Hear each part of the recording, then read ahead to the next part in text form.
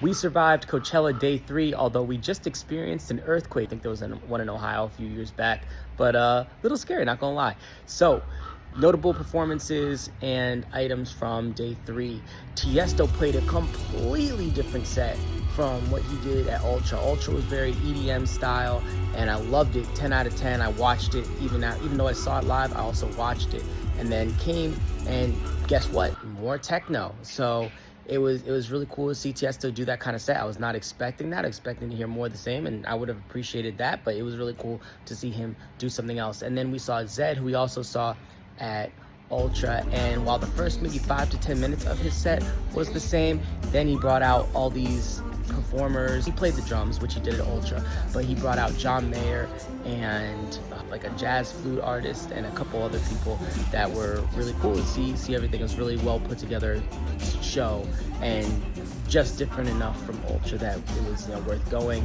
And then who else do we see? Dennis Cruz might have had the best set of the day in the Yuma tent. You guys know how much I love it there. We saw him at Space at the end of our Miami trip, back to back with Paco Asuna, and it was amazing. But this was even better. Dennis Cruz is one of my favorite techno, tech house artists, whatever you want to call him. So we were vibing to that, and then we went to see Post Malone. And Jesse and I looked at each other, and we were like, back to the Yuma? We were like, back to the Yuma. So we finished out the night at our favorite stage.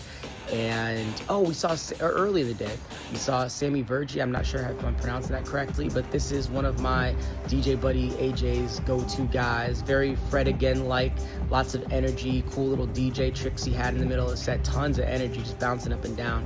So it was cool to hear him. I don't even know what you would call it. UK garage, drum and bass, I don't even know what you'd call it, but it was very good, and we enjoyed it. And we started the day with Ben Bamer, and we all said the same thing. We wish we would have ended the day with Ben Bamer, but it was cool. It was good to see him, because I know a lot of people, like I have clients who are big Ben Bamer fans, so it was cool to see him and catch a quick vibe, although we would have loved that for like the end of the night. I think we came back to the Airbnb and played some Ben Bamer once we got home. So that's it, guys. Coachella is awesome.